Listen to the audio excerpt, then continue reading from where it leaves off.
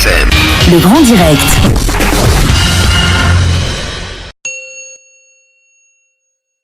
À cette actualité, ce rapport de l'IGM qui est publié et qui fait état de plusieurs cas de malversation, de mauvaise gestion, dans ce qu'on appelle la lutte contre la corruption au niveau de notre pays, au niveau de l'administration béninoise. René Soglo, des noms circulent et le contenu du rapport fait réellement froid au dos si on se réfère à tout ce qui est rapporté au niveau des différents secteurs d'activité dans l'administration publique.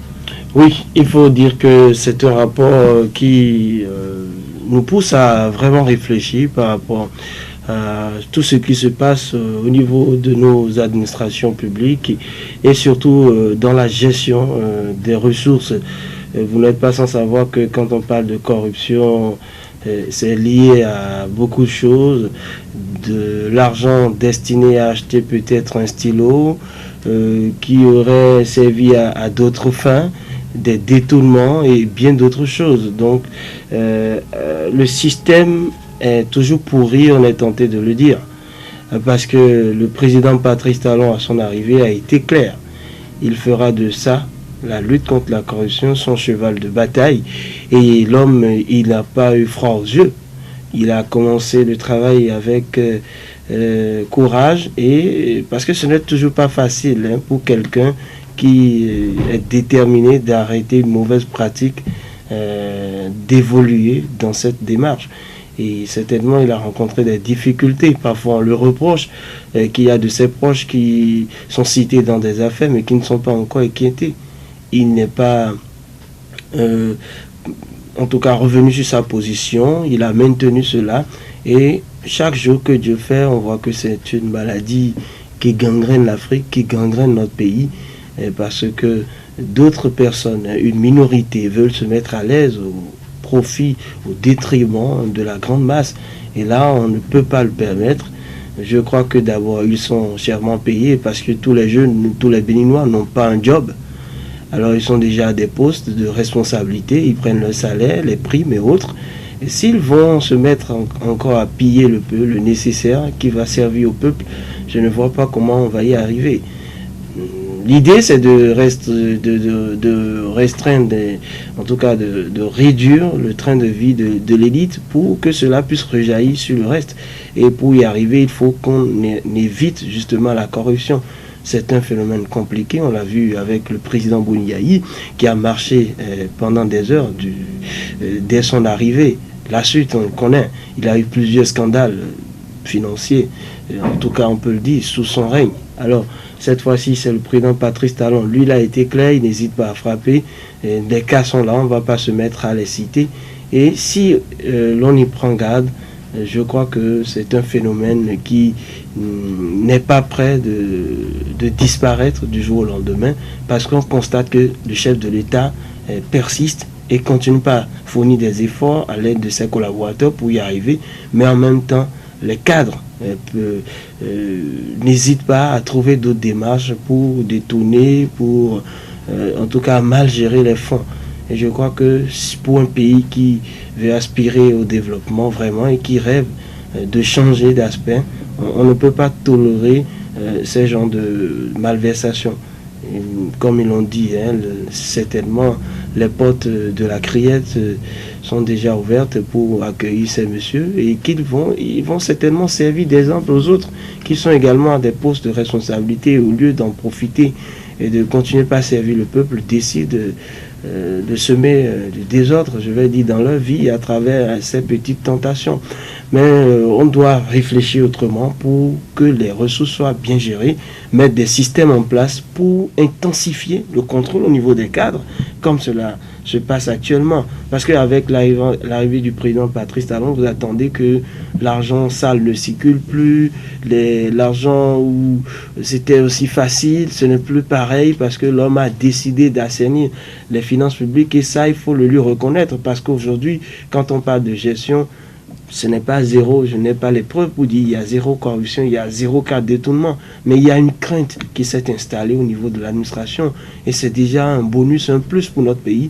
Il va falloir maintenir cette dynamique parce que ça ne profite à nous autres, ça ne profite à personne. Et que juste des individus s'arrosent des millions, des milliards à chaque fin du mois, pendant que d'autres croupissent et cherchent le minimum pour s'en sortir. Et un président qui décide de mener cette lutte, on ne peut que l'encourager. Le soutenir, aller jusqu'au bout. Alors, la question qui se pose, Jacques Degby, c'est qu'au niveau de notre pays, nous avons des outils, nous avons des instruments juridiques, il y a eu des organes pour réellement aller contre la corruption au niveau de notre pays. Et ça dit que les agents, les membres de l'administration, les cadres au niveau de l'administration n'ont pas connaissance de ces tests, de ces outils juridiques que nous avons déjà à notre niveau, où on ne veut pas prôner les valeurs liées donc à la bonne gouvernance, à la bonne gestion au niveau de l'administration béninoise. Je pense tout simplement qu'on ne veut pas, tenir compte de ces outils juridiques-là, parce que ces cadres-là, ils connaissent ces tests-là. Le Béninois, on le connaît, c'est quelqu'un qui aime contourner les tests, parce que tout de suite, même si on vote une loi, le Béninois trouvera toujours les moyens pour contourner cette loi-là et pour installer la fraude, pour installer la corruption au niveau de l'administration.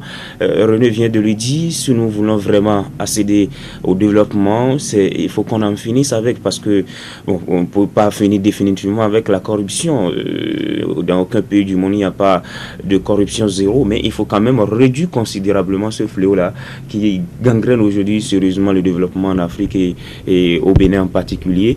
Vous voyez, des gens qui gagnent déjà des millions par mois, des centaines de mille par mois, et ils demandent des projets, parce que je prends le cas du secteur culturel. J'ai vu le rapport hier, c'est des millions de francs CFA. On a alloué des fonds pour la mise en œuvre de tel ou tel projet. Des projets de 5 millions, 10 millions. On refuse de concrétiser le projet et on prend l'argent, on met dans sa poche. Ça veut dire que eux, ils gagnent déjà beaucoup d'argent, parce que c'est des cadres du ministère de la Culture et des Sports en ce qui concerne ce rapport-là. Ils gagnent déjà des millions par mois, mais des millions qu'on les alloue pour faire du bien aux artistes, pour développer le secteur culturel, ils mettent ça dans leur poche. Ça veut dire que ceux qui devaient bénéficier de ces sous-là, les acteurs culturels qui devaient bénéficier de ces sous-là, ne bénéficient plus de ces sous-là. On dit que l'argent ne circule pas dans le pays, mais à une certaine période, il faut qu'on nous mirons. Ça veut dire que ces sous-là, par exemple, c'est des sous qui devaient circuler dans le pays. Mais les gens s'arrogent de ces sous-là. Je pense qu'il faut tirer un coup de chapeau au président Patrice Talon. S'il y a quand même un secteur où les Béninois se mettent d'accord, c'est la lutte contre la corruption aujourd'hui. Au-delà des tests, au-delà des discours, on a constaté que l'homme est en train d'aller véritablement, de poser des actes qui prouvent qu'il veut réellement lutter contre la corruption, et il faut l'encourager. Il y a une innovation ici. C'est rare de voir des rapports de l'IGM publiés comme ça, parce que depuis, il y a des audits, il y a des concours de part et d'autres, mais c'est rare de voir. Les résultats ne sont souvent pas publiés ou connus du grand public comme ça. Alors, ce qui est fait aujourd'hui, c'est une innovation, c'est un pas important qui vient d'être franchi dans la lutte contre la corruption, mais est-ce qu'on peut espérer que on puisse aller jusqu'au bout, que le chef de l'État, que le gouvernement puisse aller jusqu'au bout, c'est-à-dire les noms sont connus, les noms sont cités dans ce rapport, qu'on puisse constater que dans les jours à venir, que la justice puisse se saisir du dossier et sanctionner conformément aux tests et lois en vigueur au niveau de notre pays. Si on constate déjà qu'au sein de la société, quelqu'un essaie de piquer un petit coq à son voisin, vous voyez le traitement qui est réservé. Il serait de bon temps que la justice fasse son travail.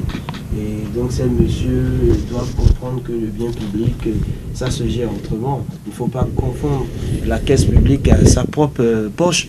Et donc, il est révolu ce temps aujourd'hui. Il faut qu'on passe le message. Vous voyez qu'il est révolu ce temps où les gens ne veulent pas du tout voir la traçabilité au niveau de l'argent. Il faut que les chiffres, tout soit réellement révélé. Vous allez dans d'autres pays où la corruption n'a pas vraiment sa raison d'être, c'est parce que les gens ne se cachent rien. Mais ici, chez nous, quand on parle d'un projet, on vient à la télé, on donne le coût global seulement. Si c'est une construction, eh bien, on se limite à ça. Les populations n'ont pas accès aux documents et bien d'autres choses. Il faut que ça commence par là. On a besoin de changement. Et pour que ça change, il faut que chacun de nous comprenne que nous travaillons, nous sommes au service donc de ce pays. Et la façon dont nous allons gérer aujourd'hui dépendra du bien-être de nos enfants demain. Et donc, la justice doit réellement faire son travail, taper fort pour qu'un séisme se produise dans ce monde, et que même s'il y a des cas, ce soit de rares cas qu'on enregistre. Oui, la justice doit faire son travail. Juste là, ces personnalités qui sont citées, ces personnes qui sont situées bénéficient de la présomption d'innocence. Peuvent se défendre. Il faut que la justice arrive clairement à nous dire ce qui s'est passé à ce niveau. Ceux qui seront interpellés, écoutés. La justice va faire son travail, comparer les versions, ce que l'IGM a pu avoir comme rapport, ce que même vont confier à la justice et tout ça, avant d'avoir une suite. Radio Fraternité FM. Avec le grand direct de l'info, vous avez toujours une longueur d'avance.